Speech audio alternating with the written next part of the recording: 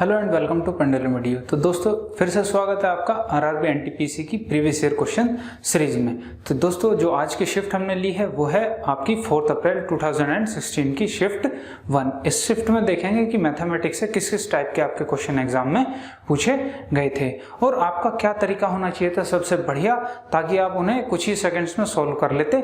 क्या कुछ ऐसे भी क्वेश्चन हो सकते थे जिनको आप ऑप्शंस की मदद से भी सॉल्व कर सकते थे। चलिए सभी को डिस्कस करेंगे आज की इस सेशन सीरीज में। तो चलिए टाइम न गंवाते हुए सीधा स्टार्ट करते हैं अपने पहले क्वेश्चन से। ये आपकी स्क्रीन पे आपसे कह रहा है find the median of all positive factor of 48, यानी कि 48 के जितने भी आपके धनात्मक गुणनखंड है उनका क्या निकालना है, आपको मीडियन निकालना है। क्या होगा तो देखिए 48 के अगर मैं फैक्टर देखूं तो 48 के फैक्टर क्या होंगे। पॉजिटिव फैक्टर देखने तो एक भी फैक्टर इसका, 2 भी है, 3 भी है, 4 भी है, 6 भी है, 8 भी है, उसके बाद 12 आएगा, उसके बाद 16 आएगा, उसके बाद 24 दूनी 48 होता है और एक 48 आएगा। ये सारे क्या हैं, ये इस 48 के फैक्टर हैं सभी के सभी। अब आपको क्या निकालना था, मीडियन निकालना था। तो आप इनकी काउंटिंग करेंगे। काउंटिंग कितनी है, 4, 4, 8 और 2, 10, यानी कि इनका क्या है, ये काउंटिंग में इवन नंबर है, सम संख्याएं हैं। तो आपको पता है बीच की 2 संख्याएं होंगी। बीच की 2 संख्याएं कौन सी होंगी, 4 इधर से छोड़ दीजिए और 4 इधर से छोड़ दीजिए, बचिए 2, यानी कि इनके बीच की कोई संख्या होगी जो इसका क्या होगी, मीडियन होगी। 6 और 8 के बीच की संख्या क्या होती है, 7। और यही था इस क्वेश्चन का answer, median 7, option number D correct. चलिए देखते हैं नेक्स्ट क्वेश्चन। तो ये रहा दोस्तों आपका नेक्स्ट क्वेश्चन आपकी स्क्रीन पे। आपसे कह रहा है कि the loss of 15% on a dress is Rs 225, then find the cost price. यानी कि एक पोशाक पर 15% की हानि 225 रुपए है, तो क्रय मूल्य ज्ञात करो क्या होगा। अब देखिए आपको पता है हानि का मतलब क्या होता है। अगर क्रय मूल्य और विक्रय मूल्य की आप बात करते हैं, सीपी और एसपी की, तो हमेशा हानि किस पे होती है, क्रय मूल्य पे होती है। यानी अगर ये 100 की होगी तो इस पे 15% का क्या लॉस हुआ है, तो सीपी एसपी क्या रहा होगा इसका, 100 में से 15 चला गया 85 का, 85% क्या रहा होगा इसका, एसपी रहा होगा। तो आपसे सिर्फ कॉस्ट प्राइस पूछ रहा है और ये आपको ये लॉस दिया हुआ है कि ये 15% कितना है, 225 रुपए के बराबर है। तो आप कह सकते हैं भाई जब 15% 225 के बराबर है तो मुझे 100 की वैल्यू चाहिए। तो 15 225 है तो 100 कितना हो जाएगा, 225 बटा 15 और गुणा 100। 15 से 15 बार कटेगा और ये 1500 हो जाएगा पूरा, यानी कि आपका प्राइस कितना है, 1500 उसका क्या है, कॉस्ट प्राइस है। तो इस तरीके से अगर सिंपल चीज दी है, आपको 15% दिया है, सिंपल है बिल्कुल, तो इसे फ्रैक्शन में लिखने की जरूरत नहीं है। डायरेक्ट आप 15% की वैल्यू लिखें और सीधा 100% की वैल्यू वहां से निकाल सकते हैं इजीली। अगर ये फ्रैक्शंस में दी होती जैसे 14 से 2/7 तो आपको फ्रैक्शन में करने की जरूरत पड़ती है, अदरवाइज आप डायरेक्ट क्वेश्चन करें, कोई ज्यादा आपको डिफिकल्टी नहीं होगी। चलिए देखते हैं अपने नेक्स्ट क्वेश्चन। तो देखिए दोस्तों ये आपका नेक्स्ट क्वेश्चन आपकी स्क्रीन पे। आपसे कह रहा है एक चुनाव में 1/6 वोट अवैध थे, यानी 1/6 vote were invalid in an election. If the candidate A has got 8/15 votes of a valid votes and the candidate B has got 4900 votes, then what is the total number of votes। यानी कि आपसे पूछा है कि भाई election में total votes कितने थे इंक्लूडिंग इनवैलिड वोट्स, यानी कि उनमें अवैध मत भी आपके शामिल होने चाहिए। अब देखिए सीधी सी बात, इन्होंने कहा कि 1/6 क्या है, अवैध है, यानी कि आप कह सकते हो 6 में से 1 अवैध हो गया, बाकी के 5 क्या हैं, ये वैध है। भाई कहने का मतलब यही है, 6 में से 1 क्या है, अवैध है, तो बाकी का 5 आपके वैध हो गए। आगे आपसे कह रहा है कि वैध वोटों के 8/15 वोट मिले हों ए को। अब इसके क्या है, इसके थे 15 वोट, ये 5 वोट ना होकर कितने थे, 15। 15 में से क्या हुआ, 8 तो मिल गए ए को, बाकी के बचे हुए 7 किसको मिल गए, बी को। इस वैध वोट में से वैध वोट कितने हैं, आपने कहा कि 8/15 है, यानी कि यहाँ पे आपको बताया गया कि जो वैध वोट हैं आपके वो कितने हैं, 15। 15 में से 8 ए को मिलते हैं और 7 बी को मिल जाएंगे। तो अब ये बताइए बी को आपको दिए हुए हैं कि बी को कितने मिलते हैं, 4900 वोट मिलते हैं। तो आप यहाँ से कह सकते हैं भाई 7 यूनिट जो है 4900 के बराबर है, तो यहाँ से 1 यूनिट की वैल्यू कितनी आ जाएगी, 700 वोट आ गई। अब आप यहाँ से देखिए कि आपके वैध वोट कितने थे 5, लेकिन यहाँ पे जो आपके वैध वोट बताए गए वो कितने थे 15। तो आप कह सकते हैं कि भाई ये इसका 3 गुना है, तो मैं इसे वैध वोट को बराबर कर लेता हूँ। तो यहाँ से मुझे पता चल जाएगा कि वैध वोट अगर 15 हैं तो टोटल वोट कितने हो जाएंगे मेरे, 18 हो जाएंगे टोटल वोट। तो आप यहाँ कह सकते हैं 18 में से 3 वोट क्या हैं, इनवैलिड हैं आपके। ठीक है, तो अब आपको पता चल गई 1 यूनिट की वैल्यू 700 है। तो यहाँ से आपको सिर्फ डायरेक्ट पता चल जाएगा कि 18 यूनिट की वैल्यू कितनी होगी। तो 7 से मल्टीप्लाई कर लीजिए, 18 7 126, 12,600 वोट। ये क्या हो जाएंगे आपके टोटल वोट, कि इतने वोट थे आपके इलेक्शन में, जिनमें से 3 पार्ट तो आपके यानी कि 2100 आपके इनवैलिड हो गए थे, बाकी के जो वोट थे आपके वो ए और बी में डिस्ट्रीब्यूट हो गए थे। तो इस तरीके से आपको अप्रोच करनी चाहिए। जैसे फ्रैक्शंस में यहाँ पे वैल्यू थी तो आपने फ्रैक्शंस को ही यहाँ पे इक्वल कर लिया। भाई जो आपके वैलिड वोट्स थे मैंने उनको 15 के इक्वल कर लिया, तो यहीं से मुझे आपकी डायरेक्ट वैल्यूज पता चल जाएंगे। तो चलिए बढ़ते हैं नेक्स्ट क्वेश्चन की तरफ, देखते हैं अगले क्वेश्चन को। तो देखिए दोस्तों, ये आपका नेक्स्ट क्वेश्चन आपकी स्क्रीन पे आपसे कह रहा है, is an isosceles triangle the side opposite the two congruent angle are given as 3x + 3 and 2x + 5 find x। आपसे कहा गया कि आइसोसेलेस ट्रायंगल है, यानी कि समद्विबाहु त्रिभुज है जिसकी 2 भुजाएं बराबर होती हैं, यानी कि ये वाली भुजा इसके बराबर होती है। ये दिया गया है the side opposite to the two congruent angle are given. ये कितनी है, 3x + 3 है, और ये कितनी है, 2x + 5 है। तो आपको पता है जब आइसोसेलेस ट्रायंगल है तो ये दोनों क्या होंगी, साइड इक्वल होंगी। क्यों, क्योंकि इसने कॉन्ग्रुएंट एंगल बोले हैं, यानी कि जो आपस में एंगल बराबर होते हैं उनकी जो भुजाएं हैं। तो ये वाली भुजा इसके बराबर, यानी कि 2x + 5 = 3x + 3। तो यहाँ से क्या मिल जाएगा, x = 2, क्योंकि 3 इधर आएगा 2x इधर जाएगा, तो x की वैल्यू क्या आ जाएगी आपकी 2। और यही था इस क्वेश्चन का आंसर 2। तो इस तरीके से बिल्कुल सिंपल क्वेश्चन आपसे पूछे गए थे। कुछ क्वेश्चन से कुछ अच्छे भी क्वेश्चन आपसे पूछे गए थे, वो आगे आएंगे। चलिए देखते हैं अपने नेक्स्ट क्वेश्चन को। तो देखिए दोस्तों, ये आपका नेक्स्ट क्वेश्चन एग्जाम में आया हुआ आपकी स्क्रीन पे। आपसे कह रहा है, if the difference between compound interest and simple interest at 5% per annum for 2 year is 225, find the principal amount. Principal आपसे पूछा है मूलधन क्या होगा अगर डिफरेंस 2 साल का कितना है 225, 5% की रेट से। तो देखिए ऐसे क्वेश्चन में जो 2 साल वाले होते हैं सबसे बढ़िया है आपका फॉर्मूला PR² / 100 का स्क्वायर। ये सबसे बढ़िया फॉर्मूला है अगर 2 साल की बात करता है, तो इससे बढ़िया कोई चीज नहीं है। तो आप सीधा डायरेक्ट निकाल लें, P आपको निकालना है, इसकी वैल्यू आपको 225 दी हुई है। तो यहाँ से P = क्या हो जाएगा, अगर मैं डायरेक्ट लिखूँ 225 और ये इधर आ जाएगा ऊपर, यानी कि 10,000 और डिवाइड बाई R², यानी कि 5 × 5। तो 5 × 5 25, 25 9 225, आ गया आपका 90,000। ये आपका आंसर आ जाएगा इस क्वेश्चन का। डायरेक्ट आप इस फॉर्मूले से इस चीज को कैलकुलेट कर सकते थे। अदरवाइज आपके पास सॉल्यूशन करने के बहुत सारे तरीके हैं 2 साल का डिफरेंस निकालने के लिए, आप किसी भी तरीके को इस्तेमाल कर सकते हैं, पर ये सबसे बढ़िया रहेगा आपको सबसे कम टाइम में आपका आंसर निकालने के लिए। चलिए देखते हैं अपने नेक्स्ट क्वेश्चन को। तो देखिए दोस्तों, ये आपका नेक्स्ट क्वेश्चन आपकी स्क्रीन पे। आपसे ये टेबल की फॉर्म में DI का एक क्वेश्चन दिया हुआ है। क्या कह रहा है, the temperature recorded in a specific week is given below, यानी कि एक विशिष्ट सप्ताह में दर्ज किया गया तापमान नीचे दिया गया है। संडे को ये था, मंडे को, और सीधा क्वेश्चन पे चलते हैं। क्वेश्चन में पूछ रहा है what was the average temperature of the week in the degree Celsius, यानी कि आपसे यहाँ पे सिर्फ एवरेज पूछा गया। तो देखिए क्या क्या वैल्यूज दी हैं आपको, 28 दिया है, 32 दिया है, 35 दिया है, 30 है, 31 है और 29 है। तो देखिए आपको इनको जोड़ के और इनको क्या, इनकी संख्या से आपको डिवाइड करके ही एवरेज क्या होगा, एवरेज प्राप्त होगा। लेकिन आपको उस पुराने तरीके पे नहीं जाना है, क्योंकि आपको टाइम भी बचाना है और कैलकुलेशन भी कम करनी है। तो देखिए आपको अगर ऑप्शन देखो तो सब 30 के अराउंड है, तो मैं क्या करता हूँ, मैं 30 को ही मान लेता हूँ कि 30 एवरेज होगा। अभी देखिए कितना कम है 30 से, ये 2 कम है, ये 2 ज्यादा है, तो ये दोनों तो ऐसे कैंसिल हो गए।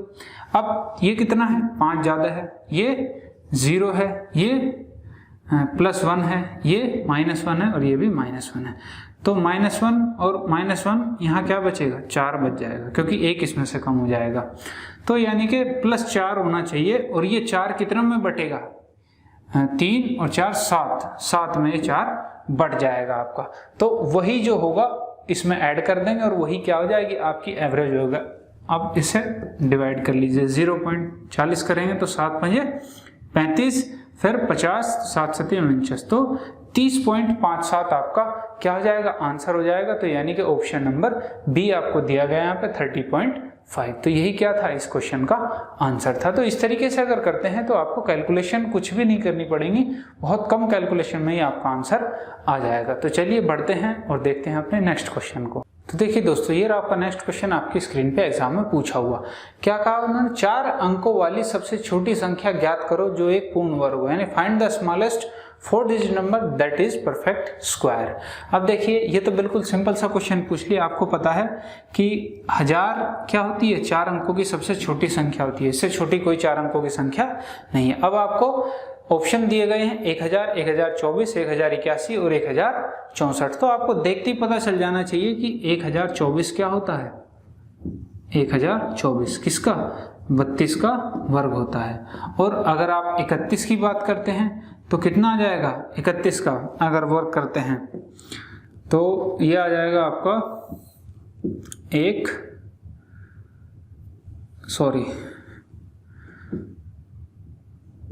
6 और 961।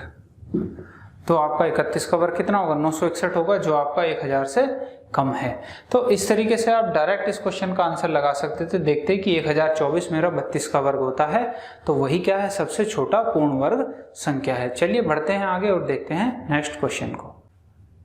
तो देखिए दोस्तों, ये आपका नेक्स्ट क्वेश्चन एग्जाम में आया हुआ। आपसे कह रहा है the ratio of the two number is 2:3। If 12 are subtracted from both the numbers then the ratio become 5:8। Find the numbers, यानी कि आपसे नंबर पूछा है कि वो नंबर क्या है। तो देखिए अगर इस टाइप का आपका क्वेश्चन आता है तो इसके 2 तरीके हैं, मैं दोनों तरीके आपको बता देता हूं करने के। तो सबसे पहला जो तरीका है, देखिए आपको पता है कि रेशियो क्या था, 2:3 था, और जब आपने सब में से क्या किया, 12 सब्ट्रैक्ट किया तो रेशियो क्या हो गया, 5:8 हो गया। अब देखिए आपने क्या सब्ट्रैक्ट किया, 12 सब्ट्रैक्ट किया, यानी दोनों में से बराबर वैल्यू आप सब्ट्रैक्ट कर रहे हैं।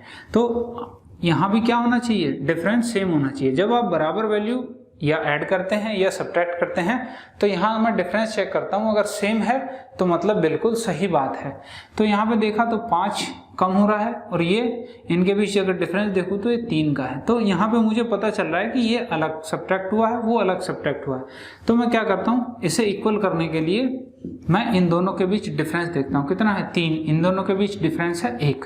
तो इस 3 से तो ऊपर मल्टीप्लाई और इस 1 से नीचे मल्टीप्लाई कर लीजिए, क्या आ जाएगा, 3 दूनी 6 और 3 3 9, और इस 1 से करोगे तो ये एज इट इज रहेगा।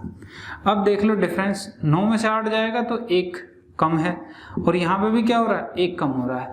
तो आपको ये पता चलेगा दोनों बराबर कम हो रहे हैं। इस 1 यूनिट की वैल्यू क्या होनी थी, 12, क्योंकि मैं कितना कम कर रहा हूँ, 12 दोनों में से घटा रहा हूँ। तो इस 1 यूनिट की वैल्यू 12 है। तो अब आपको नंबर बताने थे, तो 12 छिक 72 और 12 नम्मा 108, ये हो जाएंगे आपके दोनों नंबर। एक तो ये तरीका हो गया दोस्तों इस क्वेश्चन को सॉल्व करने का। एक बेसिक से थोड़ा एडवांस बनाया हुआ, यानी कि बेसिक को ही छोटा करके बनाया हुआ तरीका क्या है वो भी देख लेते हैं। जैसे 2:3 था और 5:8 था। आपने क्या किया, दोनों में से इक्वल नंबर सब्ट्रैक्ट किए हैं। तो इक्वल नंबर में यहाँ लिख लेता हूँ 12 और 12। अगर यहाँ पे कुछ अलग अलग भी सब्ट्रैक्ट किए होते तब भी ये वाला मेथड आपका काम करता, लेकिन ये वाला मेथड वहीं काम करेगा जहाँ पे आपका डिफरेंस या ऐड, सब्ट्रैक्ट या ऐड की गई हुई चीज इक्वल होती है। तो अब देखिए क्या करना है, 8 दूनी 16, 5 तिया 15, ऐसे ही यहाँ इसकी गुना और यहाँ इसकी गुना। तो इनका डिफरेंस अगर देखूं तो 1। अब मुझे पता है मैं इसकी गुणा करूंगा, यहाँ इसकी गुणा करूंगा, तो दोनों वैल्यू सेम रहेंगी। तो मैं क्या करता हूँ, इन दोनों का पहले डिफरेंस ले लेता हूँ, तो 3 आ जाएगा। 3 की मैं 12 से गुणा कर लेता हूँ, तो डिफरेंस यहाँ पे 36 आएगा। चाहे आप देख लीजिए कितना, हम 12 अट्ठे 96 होगा और 12 पंजे 60 होगा। तो इनका डिफरेंस कितना है, 36 है। तो मैं डायरेक्ट पहले ही चीज ले लेता हूँ कि इनका डिफरेंस 3 है, तो 3 को मैं डायरेक्ट 12 से मल्टीप्लाई कर लेता हूँ। तो ये जो डिफरेंस होता है ये इक्वल हो जाते हैं, ये कंपेयर हो जाते हैं, यानी कि एक यूनिट की वैल्यू कितनी है, 36 है, तो आपको यहाँ से पता चल गई 2 यूनिट की वैल्यू कितनी होगी 72 और इस 3 यूनिट की वैल्यू कितनी होगी 108। और ये दो आपके आंसर थे जो भी हमने निकाले थे 72 और 108। तो ये बढ़िया तरीका है, ये आप कहीं पे भी यूज कर सकते हैं, चाहे अलग अलग वैल्यूज दी हो। ये वाला तरीका आप एज में लगा सकते हैं, रेशो वाले में लगा सकते हैं। ये तरीका काफी जगह आपका कारगर है। और ये वाला वहां कारगर है जैसे एज में हम समान आयु कहते हैं ना कि भाई 9 साल बड़ा हो गया, तो उस तरीके से आप इस वाले को वहां भी यूज कर सकते हैं। चलिए बढ़ते हैं आगे और देखते हैं अपने नेक्स्ट क्वेश्चन को। तो देखिए दोस्तों, ये रहा आपका नेक्स्ट क्वेश्चन आपकी स्क्रीन पे। आपसे कह रहा है the selling price of a book is 19/15 of the cost price, यानी कि कॉस्ट प्राइस का कितना है 19/15 है। Find the profit in percentage, यानी कि प्रॉफिट निकालना है आपको परसेंटेज में। अब देखिए यहाँ पे इसने बात कर दी एसपी जो है वो क्या है सीपी का 19/15 है। तो इसका क्या मतलब है कि ये आपका क्या है कॉस्ट प्राइस, ये आपका क्या है सेलिंग प्राइस। वो कैसे, अब आप सीपी को इधर ले आइए तो यहां से क्या आ जाएगा एसपी अपॉन सीपी। तो एसपी की वैल्यू क्या 19, सीपी की वैल्यू क्या 15। तो जब आपको ये पता चल गया सीपी 15 है आपका एसपी 19 है, तो 15 की चीज कितने में बेच रहा है 19 में बेच रहा है, तो मतलब कितने का प्रॉफिट कमा रहा है 4 का प्रॉफिट कमा रहा है। और प्रॉफिट हमेशा किस पे सीपी पे होगा, तो सीपी की वैल्यू और परसेंटेज निकालने के लिए 100। तो 5 से 15 और 5 से 20, 80/3 यानी कि 26.67%। ये क्या है आपका आंसर है इसका। तो इस तरीके के क्वेश्चन आते हैं, बिल्कुल इजी क्वेश्चन होते हैं, आपको कुछ नहीं करना होता, सिर्फ आपको ये मेंटली भी सॉल्व कर सकते थे। भाई 4 का प्रॉफिट हो रहा है 15 पे, 4/15 गुना 100, 80/3 यानी कि 26.67 आपका आंसर हो जाता है इस क्वेश्चन का। चलिए देखते हैं नेक्स्ट क्वेश्चन। तो देखिए दोस्तों, ये रहा आपका नेक्स्ट क्वेश्चन आपकी स्क्रीन पे। आपसे कह रहा है cosecant square A into cos square A equal to what. ये आपसे पूछ लिया, बिल्कुल बेसिक सा आइडेंटिटी क्वेश्चन पूछ लिया आपसे ट्रिग्नोमेट्री का। आपको पता है cosecant square A into cos square A equal to क्या होगा। आपको पता है इसे क्या लिख सकते हो आप 1/sin square A into cos square A. आपको पता है cos square upon sine square A यानी कि cos a upon sine a, इसका क्या है ये होल स्क्वायर है। इसकी पता है वैल्यू क्या होती है, ये कोट कहते हैं कोट थीटा, और ये हो जाएगा इसका स्क्वायर। तो ये क्या हो जाएगा आपका इस क्वेश्चन का आंसर हो जाएगा। बिल्कुल सिंपल सा आइडेंटिटी का क्वेश्चन आपसे पूछा गया था। चलिए देखते हैं नेक्स्ट क्वेश्चन को। तो देखिए दोस्तों, ये रहा आपका नेक्स्ट क्वेश्चन आपकी स्क्रीन पे। आपको दिया गया है 4 + 2xy - 3x² और -5xy + x² - 2xy² के योग में से आपको माइनस करना है 6x² - 9xy² + 3xy - 5। इसे सब्ट्रैक्ट करना है, तो आपका आंसर क्या आएगा। तो देखिए ऐसे क्वेश्चंस में आपको मदद ले लेनी चाहिए अपने ऑप्शंस की। ऑप्शंस में अगर मैं जाऊंगा तो पहले मैं लिख लेता हूँ क्या क्या आपको दिया है। +2xy - 3x²y ये आपको दिया है एक, दूसरा है माइनस के 5xy + x²y और -2xy²। साथ में आपको दिया है क्या सब्ट्रैक्ट करना है आपको 6x² - 9xy² और 3xy प्लस के 3xy और माइनस का 5। इसे सब्ट्रैक्ट करना है। अगर इसे सब्ट्रैक्ट करना है तो साइन चेंज हो जाएंगे सबके, क्योंकि सब्ट्रैक्ट कर रहा हूं मैं इसे, और ये प्लस। अब देख लीजिए आप, सिर्फ अगर मैं इस छोटी वैल्यू को देखूं 4 और 5 को, तो ये क्या होगा ऐड होगा 9। और अगर आप ऑप्शन से देखते हैं तो ये 9 आपको सिर्फ एक ही ऑप्शन में दिखाई देगा पॉजिटिव, वो है सी आपका। और इसका आंसर क्या हो जाएगा सी, इसका आंसर हो जाएगा करेक्ट। तो आपको बाकी की कैलकुलेशन करने में टाइम किस लिए वेस्ट करना, तो चीजें आपको देखनी पड़ेंगी, आप ही को पता करना पड़ेगा कि भाई मैं इसे शॉर्ट कैसे करूंगा वहां पे। और ये चीजें तभी आएंगी जब आप प्रैक्टिस करेंगे। तो आपको ऑप्शंस की भी मदद लेनी चाहिए क्वेश्चंस को सॉल्व करते हुए, क्योंकि आपको वहां इसीलिए दिए जाते हैं कि आपको अगर इनसे कुछ मदद मिलती है तो आप अपना उनसे टाइम को सेव कर सकें अपने एग्जाम में।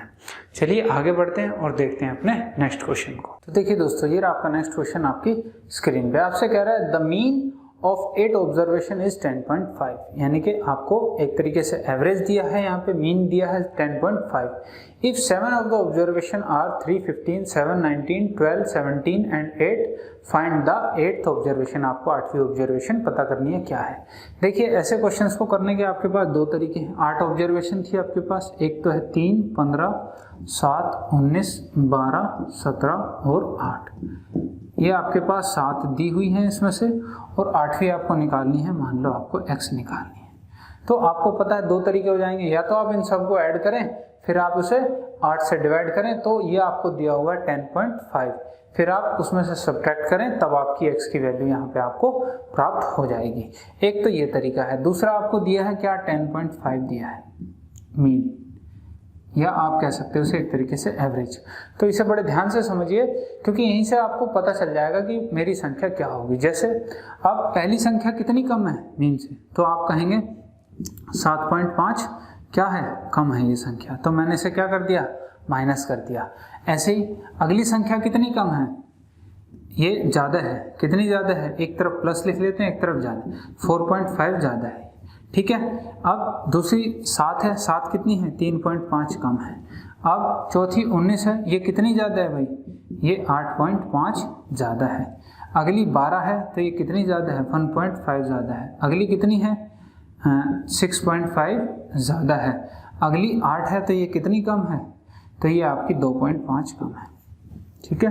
तो इस तरीके से आप लिख लीजिए, जो यहाँ से कैंसिल आउट होता है उसे कैंसिल कर लीजिए। आपको दिख रहा है 7, 7.5 और 2.5 10 हो गया। यहाँ से देखिए 8 और 1.5 क्या हो गया, 10 हो गया। अब यहाँ से 3.5 है, इसे माइनस करेंगे तो 1 बचेगा, 1 इसमें ऐड कर देंगे तो प्लस का 7.5 बचेगा। यानी कि एवरेज से वो संख्या क्या है, वो हमें संख्या को 7.5 क्या करना पड़ेगा, कम करना पड़ेगा, क्योंकि ये मेरे पास एक्स्ट्रा बच गया है, और ये एक्स्ट्रा बच गया है तो ये मैं उस संख्या को दूंगा तब वो एवरेज के पास आएगी। तो यानी वो संख्या क्या हो जाएगी, 10.5 में से 7.5 माइनस करेंगे तो कितना आएगा, 3। अगर ये बात यहाँ पे आपको समझ में नहीं आई है कि हमने यहाँ पे इसमें से माइनस क्यों किया है, तो इसे इस तरीके से समझे कि जैसे मैं कहता हूँ आपसे, अब ये देखिए 3 और मैं क्या ले लेता हूँ, 11 ले लेता हूँ। इसका एवरेज क्या आएगा आपको पता है, अगर डिवाइड करोगे तो एवरेज आ जाएगा 7, ठीक है। अब देखिए मैं अगर इसका कंपैरिजन करूं तो ये इससे कितना कम है, -4। अब इस -4 का मतलब क्या है कि मुझे उस संख्या में 4 जोड़ने पड़ेंगे, तब जाके वो मेरी एवरेज से संख्या प्राप्त होगी। तो देखिए 7 में अगर मैं 4 ऐड करता हूं तो मुझे यहाँ पे क्या मिल जाएगा, 11। अगर मैं कहता हूँ कि 3 और 11, अब मैं कहता हूँ कि भाई इससे कंपैरिजन करा तो ये इससे कितनी ज़्यादा है, 4 ज़्यादा है, तो क्या करना पड़ेगा, मुझे इस संख्या में से 4 घटाना पड़ेगा, तब मुझे क्या मिल जाएगा, ये दूसरी संख्या मिल जाएगी 3। तो ऐसे ही मैंने यहाँ किया भाई, प्लस 7.5 मिल गया, यानी कि एवरेज में से या मीन में से मुझे 7.5 माइनस करना पड़ेगा, तब मुझे अगली संख्या वो जो x है वो प्राप्त हो जाएगा। तो इस तरीके से आप अगर करेंगे तो आप कैलकुलेशन से भी अपनी बच सकते हैं। चलिए आगे बढ़ते हैं और देखते हैं नेक्स्ट क्वेश्चन। तो देखिए दोस्तों, ये रहा आपका नेक्स्ट क्वेश्चन आपकी स्क्रीन पे। सिंप्लीफिकेशन का क्वेश्चन है, आपसे कहा जा रहा है simplify 7/16 divide by 28 divide by 32 and divide by 4/8। तो क्वेश्चन है आपका 7/16 डिवाइड बाई 28/32 और डिवाइड बाई 4/8। तो बस कुछ नहीं करना था इस क्वेश्चन में आपको, ये इस अगर डिवाइड के साइन को अगर आप मल्टीप्लिकेशन में चेंज करते हैं तो क्या हो जाता है, ऊपर नीचे चेंज हो जाती है, नीचे वाली संख्या ऊपर आ जाती है, ऊपर वाली नीचे। तो आप बस चेंज कर लीजिए, 7/16 इसे चेंज करेंगे तो ये 32 ऊपर और 28 नीचे। ऐसे इसे चेंज करेंगे तो यहाँ पर 8 ऊपर आ जाएगा और 4 नीचे आ जाएगा। तो अब इसे काट लीजिए, 16 दूनी 32 और 7 चौक 28 और 8 दूनी 16 और 4 चौक 16, क्या आ गया, 1 आ गया। तो इसका आंसर क्या था आपका, 1 था इस क्वेश्चन का आंसर। तो बड़ा ही सिंपल सा क्वेश्चन दिया था आपको सिंप्लीफिकेशन से। तो इस तरह से आप सिंप्लीफिकेशन बोर्ड मास का रूल लगा के बड़ी इजीली कर सकते हैं, चाहे वो किसी भी टाइप का क्वेश्चन आता है वो इजीली हो जाता है, कि आपको बस बोर्ड मास के रूल का फॉलो करना होता है। चलिए बढ़ते हैं आगे और देखते हैं अपने नेक्स्ट क्वेश्चन को। तो देखिए दोस्तों, ये रहा आपका नेक्स्ट क्वेश्चन आपकी स्क्रीन पे। आपसे पूछा हुआ है if sine theta equal to 5/13 find cos theta. बिल्कुल सिंपल सा बेसिक सा ट्रिग्नोमेट्री से आइडेंटिटी ही मान लीजिए आप इसे भी एक तरीके से। तो आपको साइन थीटा की वैल्यू क्या दी हुई है 5/13 और कोस थीटा आपसे पूछा है क्या होगा। आपको पता है साइन थीटा क्या होता है, हिंदी वाले याद रखते हैं, लाल बटे कक्का याद रखते हैं। तो क्या करते हैं आप, ये होता है लंब और ये होता है कर्ण। आपको बस ही पता है साइन थीटा इक्वल टू लंब बटे कर्ण यानी कि परपेंडिकुलर अपॉन हाइपोटेनियस होता है। तो आपको पता है कोस थीटा क्या होता है, आधार बटे कर्ण, या आप कह सकते हो बेस अपॉन हाइपोटेनियस। अब आपको यहाँ से देखते ही पता चल जाना चाहिए था कि ये 13 है ये 5 है, तो इसका जो बेस होगा या कह लो आधार जो होगा वो क्या होगा 12 होगा। क्यों? क्योंकि ये ट्रिपलेट होते हैं। अगर आपको पता हो कि इसमें जो एंगल चलते हैं 90 डिग्री पे, जब लंब बटे कर्ण करते हैं तो क्या करते हैं 90 डिग्री पे ट्रिपलेट चलते हैं। आपको ट्रिपलेट अगर याद है तो आपको निकालने की ज़रूरत नहीं है कौन सी किसकी क्या वैल्यू आएगी, आपको यहाँ से निकालने की ज़रूरत नहीं पड़ेगी। इसमें तो आपको निकालना पड़ेगा। आपको ये 5 है और ये 13 दी है, तो आप यहाँ पे पाइथागोरस थ्योरम लगा के 13 का स्क्वायर माइनस 5 का स्क्वायर करके तब आप यहाँ से इस बेस की वैल्यू निकालेंगे। अगर ट्रिपलेट याद है तो आपको कुछ नहीं करना होता, डायरेक्ट फॉर्मूले में वैल्यू रखनी पड़ेगी। आपको पता है कि ये 12 आ जाएगा, तो अब आपको कोस की वैल्यू निकालनी थी। बेस कितना है 12 और हाइपोटेनियस 13, तो ये क्या हो जाता आपका आंसर हो जाता। तो ऐसे आपको ट्रिपलेट याद होने चाहिए। जैसे एक ट्रिपलेट होता है 6 8 10, एक ये हो गया आपका 5 12 13, एक हो गया 3 4 5। तो इस तरीके से आपको ट्रिपलेट याद होने चाहिए और तो इजीली क्वेश्चन को आप टाइम बचा सकते हैं अपना। चलिए देखते हैं अपने नेक्स्ट क्वेश्चन को। तो ये रहा दोस्तों आपका नेक्स्ट क्वेश्चन आपकी स्क्रीन पे एग्जाम में पूछा हुआ। If 4 men can paint a 96 meter long wall in 2 days, then how long will it take to paint a wall 72 meter long by 6 men। यानी कि आपसे पूछा है कि भाई अगर इसे 6 व्यक्ति करते हैं तो 72 मीटर की जो आपकी वॉल है उसको कितने दिन में वो पेंट कर देंगे। तो MDH पे बेस्ड था, बिल्कुल सिंपल सा क्वेश्चन आपसे पूछ लिया गया था। M1 D1 H1 equal to M2 D2 H2। तो 4 men है यानी कि 4 और 96 मीटर लॉन्ग वॉल है यानी कि ये वर्क है आपका, तो ये वर्क नीचे आएगा MDH बटे W। और कितने 2 दिन में पेंट कर लेते हैं। आपसे कहा गया कि 6 व्यक्ति 72 मीटर लंबी दीवार को कितने दिन में पेंट कर लेंगे, तो मैंने कहा x दिन में कर लेंगे। तो आपको ऐसे दिया 24 चौक 96, 24 दिया 72, 4 से 4 कैंसिल आउट और 3 इधर आएगा तो 3 दूनी 6, 6 से 6 कैंसिल आ जाएगा तो x इक्वल टू क्या आएगा 1 दिन 1 डे। यानी कि वो उसे कितने दिन में 1 दिन में उस कार्य को कंप्लीट कर लेंगे। तो बिल्कुल बेसिक सा क्वेश्चन आपसे पूछ लिया गया था। चलिए देखते हैं नेक्स्ट क्वेश्चन। तो देखिए दोस्तों ये रहा आपका नेक्स्ट क्वेश्चन आपकी स्क्रीन पे। आपसे कह रहा है if the product of 2 number is 3 time of its sum and 1 number is 12, find the other number. तो एक संख्या 12 है तो दूसरी संख्या ज्ञात करनी है अगर वो जो उनका प्रोडक्ट है वो 3 टाइम्स ऑफ सम है। यानी कि आपसे कह रहा है 2 संख्याओं का सम, एक 12 है दूसरी आपने मान ली a है, इनका सम जो है और इनका प्रोडक्ट 12 इंटू a ये। तो ये प्रोडक्ट जो है इसका 3 टाइम्स है यानी कि इसमें अगर 3 की मल्टीप्लाई कर देंगे तो मुझे ये संख्या इनका प्रोडक्ट प्राप्त हो जाएगी। तो सिंपल सा क्वेश्चन था। यहाँ से 12a इक्वल टू कितना हो जाएगा 36 प्लस 3a। अब ये 3a इधर आएगा तो क्या हो जाएगा 9a, तो a इक्वल टू 36 अपॉन 9 यानी कि 4। जो अदर संख्या है वो क्या है आपकी 4 है। बिल्कुल ईजी सा क्वेश्चन था आपका। चलिए इसे आप ऐसे भी कर सकते थे कि जैसे आप ऑप्शन देखते हैं, ऑप्शन में क्या क्या दिखाई दे रहा है आपको 1 2 3 4 और 5। ऑप्शन से भी कर सकते थे आप इस क्वेश्चन को कि भाई 12 है, अगर 2 लेते हो तो 12 और 2 कितना हो जाएगा 14। ठीक है, 14 का क्या होगा अगर मैं 3 गुना देखूं 14 दिए 42, तो 12 दूनी कितना होता है 24, और जबकि ये दोनों इक्वल नहीं है। ऐसे ही आप कर लेते 12 प्लस 3 कितना हो जाएगा 15। यहाँ आ गया सम और इसका 3 टाइम्स करेंगे तो कितना आएगा 45, और यहाँ से आप करते हैं 12 3 36, तो क्या है वो सेम नहीं है।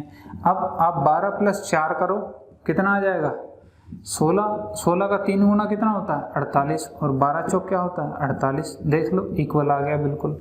तो इस तरीके से आप ऑप्शन से भी अपने क्वेश्चन को सॉल्व कर सकते थे। चलिए देखते हैं अपने नेक्स्ट क्वेश्चन को। तो देखिए दोस्तों ये रहा आपका नेक्स्ट क्वेश्चन आपके स्क्रीन पर। आपसे कह रहा है what is the sum of internal angles in degrees of a polygon with 7 side. यानी कि 7 भुजाओं वाला जो बहुभुज है आपका, उसके आपको इंटरनल एंगल का क्या बताना है, सम बताना है कितना हो गया। तो देखिए आपको पता है अगर बहुभुज होता है, कोई पॉलीगन होता है, तो उसकी इंटरनल एंगल का जो सम होता है वो क्या होता है, n-2 इंटू 180।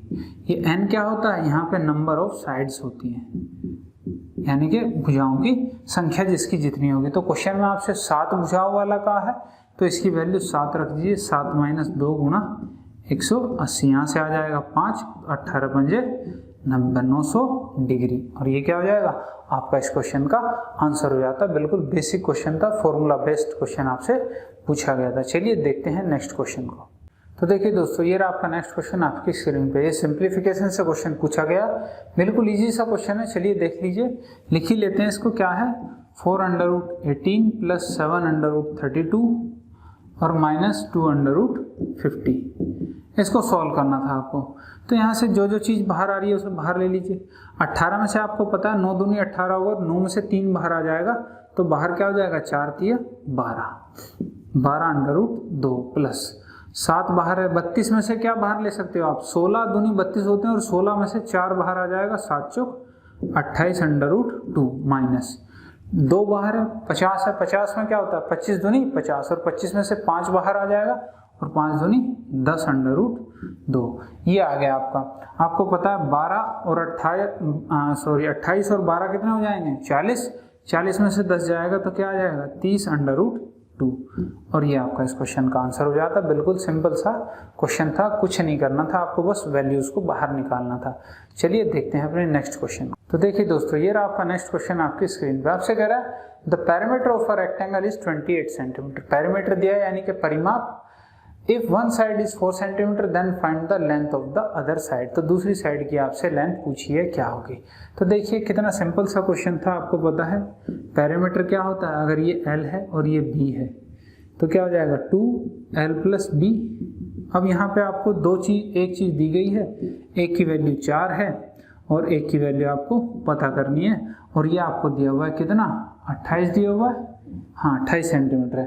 तो 2 से आप इसे काटेंगे 14, B की वैल्यू 14 - 4 10 सेंटीमीटर। देखिए बिल्कुल बेसिक सा क्वेश्चन आपसे पूछ लिया गया था एग्जाम में। तो कई बार होता है कि आपके पेपर को मैनेज करने के लिए कई बार थोड़ा इजी क्वेश्चन पेपर भी आपका आ जाता है, तो आपको इजीली भी क्वेश्चंस को सॉल्व कर सकते हैं बिल्कुल मेंटली, बिना कॉपी पहन के। चलिए देखते हैं अपने नेक्स्ट क्वेश्चन को।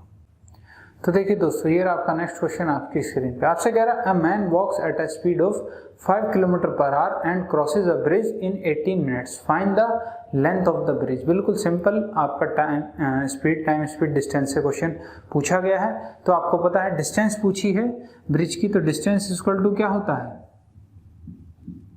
Speed into time. तो स्पीड कितनी है उसकी, 5 है, और टाइम है आपका 18 मिनट। ये किलोमीटर प्रति घंटा में है और ये आपका मिनट में है, तो इसे सेकंड में बनाएंगे तो 60 से मल्टीप्लाई करेंगे। इसे मीटर पर सेकंड में कर लीजिए, गुणा 5/18 कर लीजिए। तो आप इसे काटेंगे 18 से, 18 आपका कैंसिल आउट हो जाएगा। यहाँ से 25 का 150 यानी कि 1500 मीटर। ये क्या आ गया आपका, इस क्वेश्चन का आंसर आ गया कि कितना है पुल की, जो उसने ब्रिज क्रॉस किया है उसकी लेंथ है आपकी 1500 मीटर। तो चलिए देखते हैं नेक्स्ट क्वेश्चन को। तो देखिए दोस्तों, ये रहा आपका नेक्स्ट क्वेश्चन आपके स्क्रीन पे। आपसे कह रहा है a person borrows a certain amount from a bank for 3 years at a rate of 7% compound interest annually, यानी कि CI पे लिया है, 7% की दर है 3 साल के लिए। If he paid Rs 85,966 as total interest, यानी कि इंटरेस्ट है ये आपका, what was the amount lent, यानी कि जो उधार ली गई धनराशि है वो आपको बताना है, वो उधार ली गई धनराशि कितनी है। तो देखिए 7% आपको दिया गया है, तो 7% दिया गया है। तो आप अगर इसके CI निकालने के आपको बहुत सारे तरीके हैं, लेकिन क्वेश्चन के अकॉर्डिंग आपको तरीका चेंज करना पड़ेगा कि क्वेश्चन के अकॉर्डिंग मुझे किस तरीके का यूज करना चाहिए। तो या तो आप वो मेथड लगाएंगे रेशो वाला, जब 10 से 11 हो जाती थी तो 7% का मतलब क्या है 7/100। तो 100 से कितनी हो जाएगी 107, 100 से 107, 100 से 107। तो इतनी सारी आप मल्टीप्लिकेशन करेंगे तो काफ़ी टाइम आपका वेस्ट हो जाएगा। तो अब आपको इसे बेसिक तरीके से ही करना पड़ेगा। जब आपको परसेंटेज दे दी गई तो आपको पता है कि मुझे अगर प्रिंसिपल मानना है तो मैं क्या करूँगा, इसको जितने साल के लिए गया उतनी क्यूब पे मान लूँगा। तो मैं प्रिंसिपल क्या मान लिया 100 की क्यूब मान लिया। 100 की क्यूब का मतलब क्या हुआ भाई 2 2 4 2 6 0 हमने लगा दिए, मैंने प्रिंसिपल मान लिया। अब आपको पता है कि मुझे क्या निकालना है 3 साल का कंपाउंड इंटरेस्ट। आपको कंपाउंड इंटरेस्ट पता है क्या होगा 3A 3B और C होगा 3 साल का कंपाउंड इंटरेस्ट। अब यहाँ A B और C की वैल्यू देखनी है हमें क्या होगी। तो A की वैल्यू पता है आपको क्या होती है, जब पहली बार इंटरेस्ट लगता है तो इस पे आप पहली बार जब इंटरेस्ट लगाओगे तो इसे किससे 7/100 से मल्टीप्लाई करोगे तो 2 0 से 2 0 कैंसिल आउट हो जाएंगे तो आपके पास आ जाएगा 70,000। बी की वैल्यू क्या आ जाएगी, इस पे जब आप 7/100 लगाएंगे तो 2 0 से 2 0 और 7 7 49, ये आ गया बी की वैल्यू। सी इस पे फिर से 7/100 लगाएंगे तो 2 0 से 2 0 और 7 की मल्टीप्लाई करेंगे तो 343 आ जाएगा। तो बस इनकी यहाँ पे वैल्यूज रखनी है आपको। तो ये कितना हो जाएगा 70 × 3 2,10,000। बी की जब आप मल्टीप्लाई करेंगे किस में 4900 में, तो 4900 में इसकी मल्टीप्लाई कर लीजिए। आपको पता है इसे 50 मान लीजिए, 50 से 150 हो जाएंगे तो कितना हो जाएगा 14,700। सी आपका है ही 343। तो ये आपकी वैल्यू आ जाएगी 3 4 0 5 2 2 22 50 43। ये क्या आ गया आपका, ये आ गया आपका CI फॉर 3 ईयर्स के लिए। अब ये CI आ गया आपके पास। आपको इसकी वैल्यू दी है क्वेश्चन में क्या 85699, ये दिया ना 85966, 85966 ये वैल्यू दी हुई है। अब आपको इसे यहाँ से 1 यूनिट की वैल्यू निकालनी है और वो आपको प्रिंसिपल में मल्टीप्लाई कर देनी है, आपका प्रिंसिपल यहाँ से आ जाएगा। तो देखिए अब आप इसे डिवाइड करते हैं तो मैं क्या करता हूँ, डिवाइड करने के लिए इसे मैं 86,000 मान लेता हूँ, करीब करीब 86 है, क्योंकि आप अगर पॉइंटों में करते रहेंगे तो काफ़ी टाइम लग जाएगा। इसे कितना मान लेता हूँ, इसे मान लेता हूँ 225 और आगे मैं क्या मान लेता हूँ 3 0, क्योंकि 43 है छोटा सा अमाउंट है, इसको जो हम नेग्लेक्ट कर लेते हैं तो हमने इनकी जगह 0 लगा दी, एज अ अप्रोक्सीमेशन का यूज़ कर लिया। अब आप इसे डिवाइड करें तो अब जब आप इसे डिवाइड करेंगे तो देखिए कितनी बार आप चलाएंगे। आपको पता है 225 है, अब 225 से आप ये वैल्यू जो है वो ज़्यादा है इससे, ये छोटी है तो पॉइंट लगाना पड़ेगा। तो क्या करना पड़ेगा, एक 0 लगानी पड़ेगी। अब जैसे ही आप 0 लगाते हैं, अब 2 का पहाड़ा इस पर कितनी बार चला सकते हैं आप। अब देखिए यहाँ 22 है और यहाँ है 86, तो 22 चौक 88 करेंगे तो ज़्यादा हो जाएगा, तो आपको 3 बार चलाना पड़ेगा। तो 3 बार जैसे ही आप चलाते हैं तो 225 दिया कितना हो जाएगा 675 और आगे 3 0, ठीक है। अब आप इसे माइनस कर लीजिए, यहाँ आ जाएगा 5, यहाँ रह गया आपका 5 और ये है 7, तो 15 में 7 गए 8 और यहाँ पे आपका 185 और ये 3 0। अब देखिए आप पॉइंट 3 आ गया, यानी कि 3 की संख्या की कोई संख्या होगी जो आपका आंसर होगी। आपने ऑप्शन देखे कि 3 के तो 2 ऑप्शन है मेरे पास, एक 382 है, एक 354 है, तो मुझे एक नंबर और चाहिएगा, तो एक और ऐड कर लेते हैं। अब देखिए ये कितना है, तो अब ये इससे कम हो गया तो पॉइंट लगा हुआ है तो 0 आ जाएगी। अब देखिए ये कितनी आ गया 1850 है और ये 225 है। तो अगर आप डिवाइड करते हैं डायरेक्ट, आपको पता है 225 चौक 900 होते हैं और 900 का भी आप डबल करेंगे तो क्या हो जाएगा 1800 हो जाएगा। तो 225 गुणा 8 करता हूं तो कितना आ जाएगा 1800 आ जाएगा और 3 0 हैं ही इसके आगे। तो मुझे अब आगे सॉल्व करने की ज़रूरत नहीं है, क्योंकि मुझे पता चल गया 0.38 आ गया, यानी कि 38 क्वेश्चन में होगा, क्योंकि यहाँ पे मेरे पास बहुत सारी 0 हैं। तो 38 का एक ही ऑप्शन है आपका, ऑप्शन नंबर बी, तो वो क्या हो जाएगा करेक्ट हो जाएगा।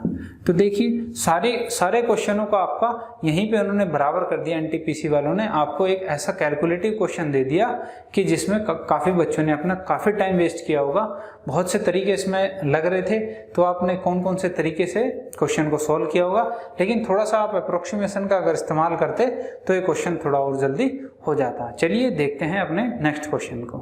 तो देखिए दोस्तों, ये रहा आपका नेक्स्ट क्वेश्चन आपकी स्क्रीन पे। ये आपका DI से है और टेबल से है। तो देखिए क्या कह रहा है, the following table represent the sales in million of 4 companies for 5 years, यानी कि 5 सालों की कंपनी की क्या दर्शा रही है, ये आपकी सेल दर्शा रही है। Consider the table and answer question based on it, यानी कि आपको इस पे बेस्ड क्वेश्चन का आंसर देना है। तो टेबल देख लीजिए जो भी दी होगी। चलिए डायरेक्ट अपने क्वेश्चन पे चलते हैं।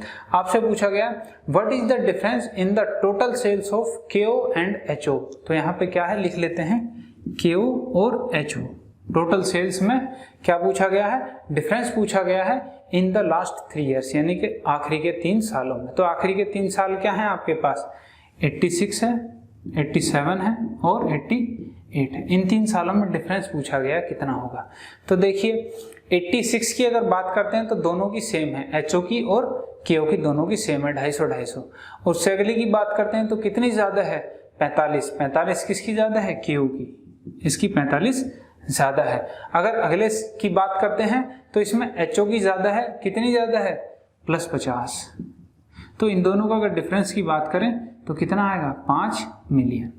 तो यही इस क्वेश्चन का आंसर था आपका ऑप्शन नंबर C, जो आपका करेक्ट हो जाता है। बिल्कुल बेसिक सा आपसे DI पे क्वेश्चन पूछा गया। चलिए इसी में नेक्स्ट क्वेश्चन देखते हैं आप।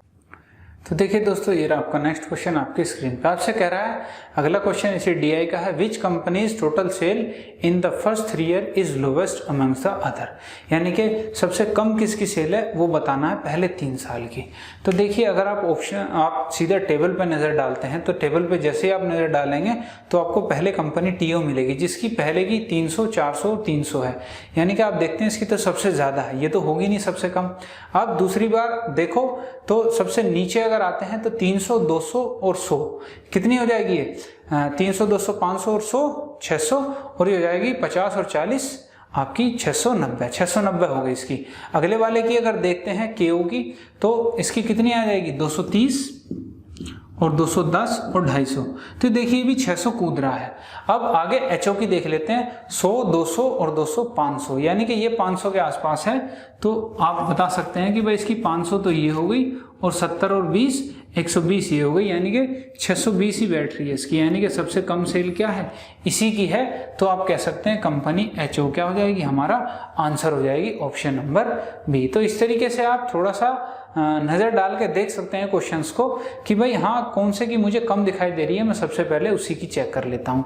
या आप अप्रोक्सीमेशन से ऐसे जैसे आप कह रहे हैं कि भाई 200, 200, 200, 600 तो है ही, तो इसकी 500 आ रही थी HO की। तो इस तरीके से भी आप क्वेश्चंस पे चेक कर सकते हैं अपने। तो चलिए देखते हैं अपना नेक्स्ट क्वेश्चन। तो देखिए दोस्तों, ये रहा आपका नेक्स्ट क्वेश्चन आपकी स्क्रीन पे। आपसे कह रहा है, इसी DI का है, तीसरा क्वेश्चन है, which company shows a gradual increase in its sale from 1985 to 1988, यानी कि 85 से लेकर 88 तक जिसकी जो सेल में ग्रेजुअल इंक्रीज हो रहा है। तो देखिए अगर पहला देखें तो 400 से 300 हो गया, यानी कि क्या आ गया, पहले ही डिक्रीज हो गया है, तो इसे भी आप छोड़ देंगे क्योंकि वहां पे ग्रेजुअल इंक्रीज पूछा गया। सेकंड में देखो तो 220 से 250 है, 250 से फिर 225, फिर कम हो गया, ये भी क्या है, डिक्रीज हो गया, इसे भी छोड़ दीजिए। फिर इससे अगला देखिए 210, 250 इंक्रीज, फिर 270 फिर इंक्रीज, और फिर 300 फिर इंक्रीज। तो यहाँ पे इंक्रीज है। और अगले वाले को भी देख लेते हैं, 240 से सीधा 150 क्या हो रहा है, डिक्रीज हो रहा है। तो इस तरीके से आप देखते हैं तो आपको सिर्फ एक ही कंपनी दिखाई दे रही है KO, जिसका ग्रेजुअल इंक्रीज आ रहा है। तो इसका क्या आंसर हो जाएगा आपका KO, ऑप्शन नंबर C। चलिए बढ़ते हैं आगे और देखते हैं अपने नेक्स्ट क्वेश्चन को। ये रहा दोस्तों आपकी स्क्रीन पे। आपसे कह रहा है, if 68.4 quintal metric rice is distributed among 3780 people, how much rice will each person, ठीक है। तो यानी कि ईच पर्सन गेट, यानी कि प्रत्येक पर्सन को कितना आपको राइस मिलेगा वो आपसे पूछा गया। अब देखिए डिवाइड कितना करना है आपको, 68.404 क्विंटल, 04 क्विंटल है। तो अब बताओ मैं इसे क्या करता हूँ, ऑप्शंस में जो है आपको क्या दिया हुआ है, केजी भी दिया हुआ है, ठीक है। तो क्या कर लेते हैं, इसे केजी में कन्वर्ट करने के लिए किससे मल्टीप्लाई कर लेंगे, 100 से मल्टीप्लाई कर लेंगे। और कितने आदमियों में डिवाइड करना है, 3780 में। तो इसे डिवाइड कर लेंगे 3780 80 से। अब देखिए आप कैसे से काटेंगे, ये 0 कैंसिल हो जाएगी और ये 2 0 यहाँ से हट जाएंगे। तो बस मुझे सीधा सीधा से डिवाइड करना है। तो देखिए कैसे डिवाइड करेंगे आप इसे। 6 4 10 और 8 18, तो ये 9 से डिविजिबल है। 7 3 10 और 8 18, 9 से काट लीजिए। 9 चौक 36, 9 दूनी 18, तो 9 सती 63, 5 50 और 9 पंजे 45, 54, 9 6 54। फिर से काट लीजिए।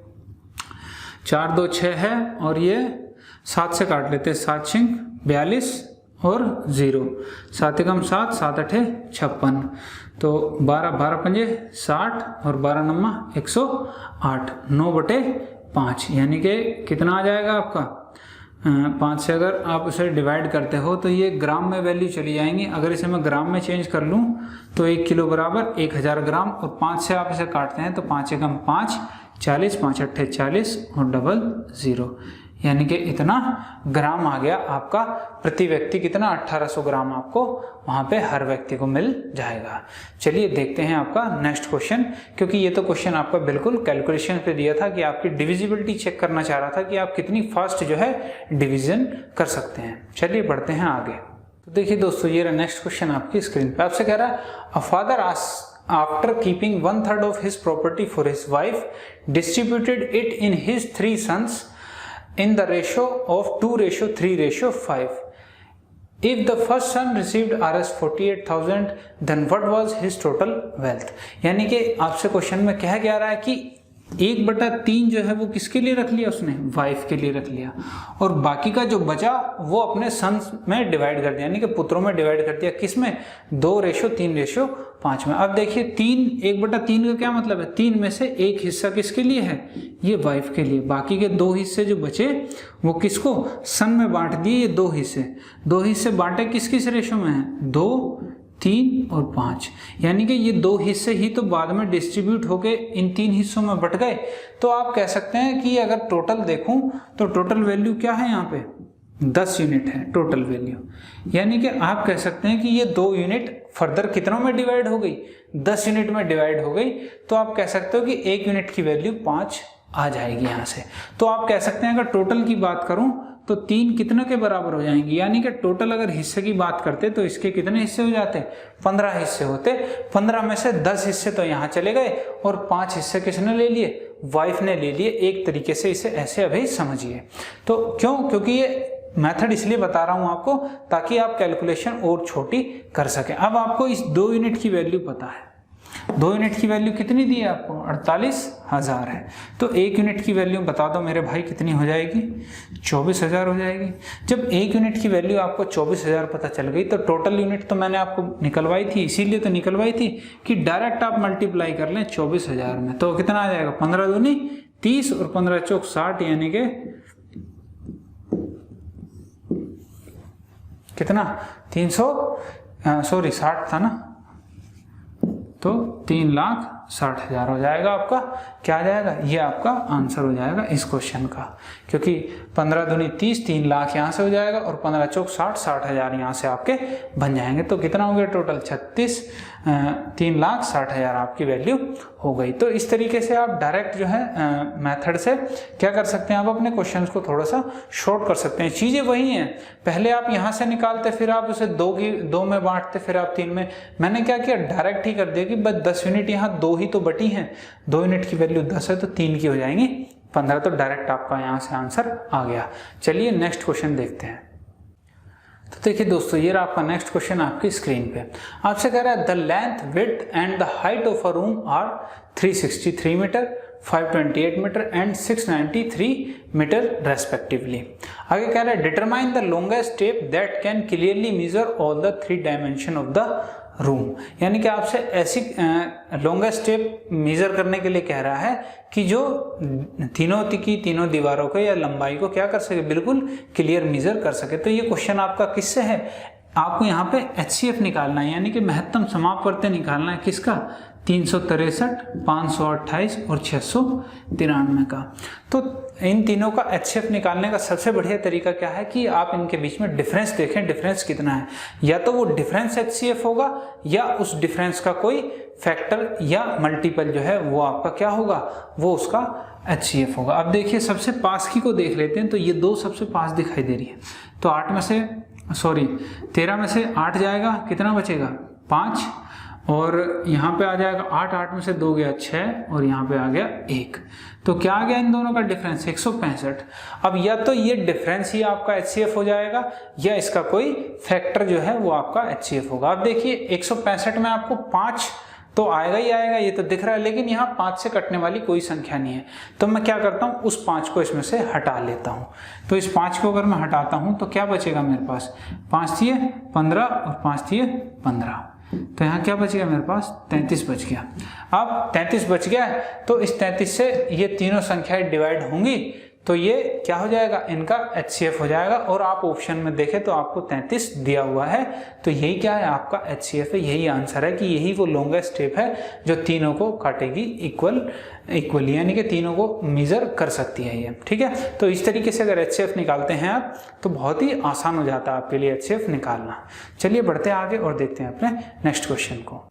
तो देखिए दोस्तों, ये रहा आपका नेक्स्ट क्वेश्चन आपकी स्क्रीन से। आज अगर a train 210 meter long run at a speed of 108 kilometer per hour, how long will it take to cross the 150 meter long platform, यानी कि 150 मीटर लंबे प्लेटफॉर्म को पार करने में आपसे टाइम पूछ रहा है कि कितना लेगी। तो आपको पता है टाइम इक्वल टू क्या होता है, डिस्टेंस अपॉन स्पीड। सिंपल सा बेसिक सा क्वेश्चन है, बेसिक तरीके से आप कीजिए, कोई दिक्कत नहीं है। आपको पता है डिस्टेंस टोटल कितनी चली जाएगी, 210 प्लस 150 यानी कि 360 चली जाएगी।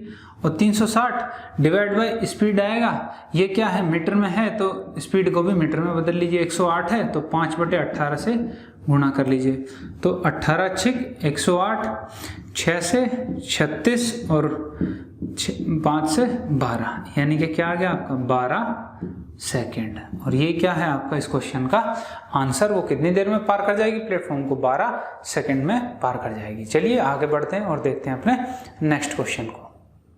तो देखिए दोस्तों, ये रहा आपका नेक्स्ट क्वेश्चन आपकी स्क्रीन पे। आपसे कह रहा है find the measure of an angle which is 4 times it's supplementary angle, यानी कि आपसे कह रहा है कि सप्लीमेंट्री एंगल का कितना 4 गुना है। अगर 4 गुना है तो बस आपको यहाँ से वैल्यू निकालनी थी कि वो एंगल क्या होगा। तो देखिए सप्लीमेंट्री एंगल क्या होता है, पहले तो ये देखिए सप्लीमेंट्री एंगल क्या होता है, जिन दो एंगल का सम जो होता है वो कितना होता है 180 डिग्री, यानी कि दो कोणों का योग अगर 180 डिग्री है तो वो क्या कहलाते हैं सप्लीमेंट्री, या हिंदी में कहें तो आपके पूरक कोण कहलाते हैं।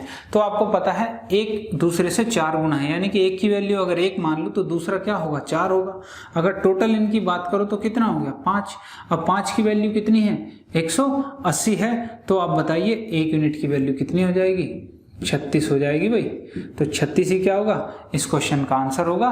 और क्योंकि आपसे यही पूछा था कि वो एक एंगल कितना है, तो इसका आंसर हो गया आपका 36 डिग्री और आपका ऑप्शन हो जाता ऑप्शन नंबर बी। तो देखिए बिल्कुल बेसिक सा आइडेंटिटी पूछ ली आपसे कि भाई सप्लीमेंट्री एंगल अगर नहीं पता है किसी को तो ये क्वेश्चन वो नहीं कर पाता। तो चलिए चलते हैं अपने नेक्स्ट क्वेश्चन की तरफ। तो देखिए दोस्तों, ये रहा आपका नेक्स्ट क्वेश्चन आपकी स्क्रीन पे। आपसे कह रहा है if 1/x = 4 1/y = 7 then find x + y। देखिए बिल्कुल कितना इजी सा क्वेश्चन आपसे एग्जाम में पूछा गया, इससे इजी और क्या पूछेगा। 1/x = 4 और 1/y = 7, तो आपसे x + y पूछ लिया गया क्या है। तो यहाँ से भाई x y की वैल्यू नहीं निकाल सकते, यहाँ से x = 1/4 आ जाएगा, y = 1/7 आ जाएगा। तो जब आप इनको ऐड करेंगे 1/4 + 1/7 तो ऐड करके कितना आ जाएगा, नीचे आएगा 28, ऊपर आएगा 11, और ये क्या था इस क्वेश्चन का आंसर था। तो देखिए उस प्रोसेस में मत लग जाइएगा, ऐसे क्वेश्चन को देख के कि मैं 1/x + 1/y करूं, फिर यहाँ से आप जो है x + y की वैल्यू निकालें। तो यहाँ पे तो इसका जब एलसीएम लोगे तो यहाँ x y भी तो आएगा, तो ये x y आपको क्वेश्चन में दिया नहीं है। तो इस तरीके से कंफ्यूज नहीं होना, बिल्कुल बेसिक सा क्वेश्चन आपको दिया हुआ था। चलिए बढ़ते हैं अगले क्वेश्चन की तरफ। तो देखिए दोस्तों, ये रहा आपका नेक्स्ट क्वेश्चन आपकी स्क्रीन पे। आपसे कह रहा है कि tiles are to be laid on a floor 72 meter long and 90 meter wide, यानी कि आपका एक फर्श है 72 मीटर और 90 मीटर चौड़ा, 72 मीटर लंबा है और 90 मीटर चौड़ा है, उस पर क्या है, टाइलें बिछाई जानी है।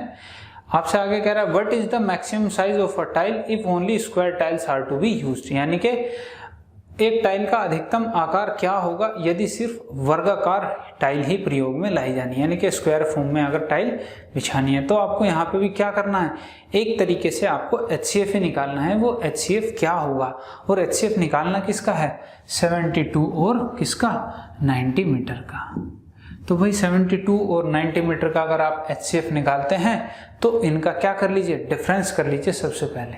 तो डिफरेंस आपने देखा कितना आ रहा है, 18 आ रहा है। 18 से अगर ये दोनों कटती हैं तो यही HCF है, तो 18 चौक 72 होता है, 18 पंजे 90 होता है, तो यही क्या हो जाएगा, HCF हो जाएगा। मतलब यही वो संख्या है कि जो आपकी जो टाइल की हो सकती है, तो यही आपकी HCF क्या हो जाएगा, इसका आंसर हो जाएगा। तो ये आ जाएगा आपका इस क्वेश्चन नंबर का ऑप्शन नंबर सी करेक्ट। चलिए देखते हैं अपने नेक्स्ट क्वेश्चन को। तो चलिए दोस्तों देखते हैं नेक्स्ट क्वेश्चन, ये रहा आपकी स्क्रीन पे। आपसे कह रहा है a shopkeeper makes a profit by selling 20 chairs equal to the selling price of 4 chairs, what % of profit did he make, यानी कि सवाल में कह रहा है आपसे 20 कुर्सियां बेचने पर 4 कुर्सियों के विक्रय मूल्य के बराबर लाभ कमाता है, तो उसका लाभ प्रतिशत ज्ञात कीजिए। तो देखिए ऐसे क्वेश्चन में आपको कुछ नहीं करना होता कि जिस मूल्य के बराबर वो क्या कर रहा है, आपका प्रॉफिट कमा रहा है, उसको देखना है। तो आपको यहाँ क्वेश्चन में क्या दिया हुआ है, 4 कुर्सियों के विक्रय मूल्य के बराबर। तो अगर 4 कुर्सियों के विक्रय मूल्य के बराबर प्रॉफिट कमा रहा है तो आप इसी को क्या मान लीजिए, यहीं पे आप मान लीजिए कि एक कुर्सी का विक्रय मूल्य क्या मान लीजिए, 1 रुपया मान लीजिए। अगर 1 रुपया है एक कुर्सी का विक्रय मूल्य, तो बताइए भाई 20 कुर्सियों का कितना हो जाएगा, 20। तो 4 कुर्सियों का भी कितना रहेगा, 4 रहेगा। अब आप ये बताइए 20 कुर्सियां बेच रहा है और 4 का प्रॉफिट कमा रहा है 4 रुपए का। तो आपको पता है अगर कॉस्ट प्राइस यहां से निकालो यानी कि क्रय मूल्य, तो क्रय मूल्य क्या आएगा, SP माइनस प्रॉफिट, यही तो होता है भाई। SP कितना है, 20 है, और ये भी कितना है, 4 है, क्योंकि मैं क्रय मूल्य किसका निकाल रहा हूँ, 20 कुर्सियों का। तो 20 कुर्सियों का क्रय मूल्य निकाल रहा हूँ, तो 20 कुर्सियों का विक्रय मूल्य माइनस जो हमें प्रॉफिट हुआ था उन पे, वो कितना है, 4 है। तो यहाँ से क्या आ जाएगा, 16, यानी कि वो कुर्सियां कितने की थी, 16 रुपए की थी, आपने बेची कितने में, 20 में, और प्रॉफिट कितने का है, 4 का है। तो प्रॉफिट परसेंटेज निकाल सकते हैं आप बिल्कुल इजीली। ये आपको पूरा डिटेल इसलिए बता रहा हूँ ताकि अगर आगे कोई क्वेश्चन आता है तो आप उसे इजीली पकड़ सके कि भाई पकड़ना कहाँ से है आपको क्वेश्चन और कहाँ से आपको शुरुआत करनी है। तो लाभ प्रतिशत कितना है, 4 का है। लाभ कितने पे है भाई, क्रय मूल्य 16 पे है, और 100 से गुणा कर दीजिए, तो 4 चौक 16, 4 से 25%, ये आ गया आपका आंसर इस क्वेश्चन का। तो देखिए बस ये तरीका पता होना चाहिए भाई, तरीका मुझे पकड़ना कहाँ से क्वेश्चन क्या चीज करके। ये ऐसे आप डायरेक्ट इस तरीके से कह सकते थे भाई 20 कुर्सियों को बेच के 4 का फायदा कमा रहा है, यानी कि वो 4 उसमें इंक्लूडेड है, क्योंकि प्रॉफिट तभी होगा जब वो सीपी में ऐड हो जाएगा। तो सीपी में ऐड हुआ होगा तभी तो 20 हुआ है, तो वो 4 उसमें से माइनस कर दीजिए, यानी 16 कुर्सियां बेच के वो 20 कमाता है। तो 4 का प्रॉफिट है 16 पे, तो डायरेक्ट आंसर आ जाता 25%। तो चलिए बढ़ते हैं आगे और देखते हैं अपने नेक्स्ट क्वेश्चन को। तो देखिए दोस्तों ये रहा नेक्स्ट क्वेश्चन आपकी स्क्रीन पे। आपसे कह रहा है if a car runs at a speed of 54 km/h और how much distance will it cover in 1 minute, यानी कि 1 मिनट में कितनी डिस्टेंस कवर करेगी। ये आपसे बिल्कुल सिंपल सा टाइम स्पीड डिस्टेंस से क्वेश्चन पूछ लिया गया। और ये क्वेश्चन आपका दोस्तों आखिरी भी था, आखिरी क्वेश्चन था ये आपका जो RRB NTPC के 4 अप्रैल की शिफ्ट 1 में पूछा गया था। तो टोटल आपसे 34 क्वेश्चन आपसे एग्जाम में पूछे गए थे। चलिए इसका सोल्यूशन देख लेते हैं कैसे करना था। बिल्कुल बेसिक सा था, कुछ नहीं करना था आपको, क्या निकालना था, डिस्टेंस निकालनी है। तो डिस्टेंस इक्वल टू पता है आपको क्या होती है, स्पीड इनटू टाइम। स्पीड कितनी है 54 और टाइम कितना है 1 मिनट। अब देखिए किलोमीटर पर घंटे में, वो आपका किस में है, आपका मिनट में है। तो इसको अगर मैं सेकंड में बदलूं तो 60 से गुना करूंगा, इसको मीटर पर सेकंड में करूं तो 5/18 से करूंगा। भाई 5/18 से कर लिया मैंने इसको, और मैंने इस मिनट को सेकंड में बदल लिया। तो 18 तिया 54, 5 तिया 15, 15 छिका 90, क्या आ गया 900 मीटर। तो बिल्कुल सिंपल सा कुछ क्वेश्चंस होते हैं जिन्हें आप बेसिक से भी करें तब भी आपको कोई फर्क नहीं पड़ता है, क्योंकि वो उतना ही टाइम कंज्यूम करेंगे जितना आप उन्हें शॉर्ट ट्रिक लगाने में लग जाएंगे। तो बिल्कुल अगर बेसिक क्वेश्चन आता है तो आप बिल्कुल बेसिक तरीके से उसको कर सकते हैं। तो दोस्तों उम्मीद करता हूँ जितने क्वेश्चन आपको अब तक समझाए हैं सब अच्छे से समझ में आए होंगे। अगर किसी भी क्वेश्चन में आपको कोई भी प्रॉब्लम होती है, कहीं किसी कंसेप्ट में आपको कोई दिक्कत होती है जो अब तक समझाया गया है, तो आप हमें कमेंट सेक्शन में कमेंट करके बता सकते हैं। हम आपको जल्दी ही उसका सॉल्यूशन प्रोवाइड कराएंगे। तो दोस्तों अगर इसमें आपको कोई भी दिक्कत आती है तो भी आप हमें कमेंट करके बता सकते हैं। तो दोस्तों उम्मीद है आपको ये वीडियो पसंद आई होगी, और अगर दोस्तों ये वीडियो पसंद आई है तो इसे लाइक करें और ज़्यादा से ज़्यादा अपने दोस्तों में शेयर करें, ताकि उन्हें भी पता चल सके कि भाई प्रीवियस ईयर एग्जाम में एनटीपीसी ने किस टाइप का आपका पैटर्न रखा था, क्या पता आगे किस टाइप का आपका पैटर्न आएगा। तो प्रीवियस पैटर्न से आपको थोड़ा सा आइडिया होगा कि भाई आगे आने वाले जो आपके एग्जाम में क्वेश्चन है वो किस तरीके के हो सकते हैं, क्या उन पे बेस्ड और थोड़े डिफिकल्ट क्वेश्चन बन सकते हैं। तो बिल्कुल बन सकते हैं, तो आपको उनसे और थोड़ी सी बेहतर तैयारी करनी पड़ेगी। क्यों? क्योंकि आपका कंपटीशन भी उतना ही बढ़ गया है। तो दोस्तों अगर आपने अब तक हमारे चैनल को सब्सक्राइब नहीं किया तो इसे सब्सक्राइब भी कर लें और साथ में बेल आइकन को दबा लें, ताकि आपको पल पल की अपडेट मिलती रहे कि आगे नेक्स्ट वीडियो हमारा कब आने वाला है, या उससे रिलेटेड कुछ अगर और वीडियोस हैं तो वो भी आपको साथ में मिल जाएंगी हमारे चैनल पे। तो दोस्तों इस वीडियो को शेयर करना बिल्कुल ना भूलें। तो चलिए दोस्तों मिलते हैं अपने अगले सेशन में और देखते हैं अगले सेशन में कौन सी शिफ्ट काम पेपर लेके आपके लिए आएंगे। धन्यवाद दोस्तों।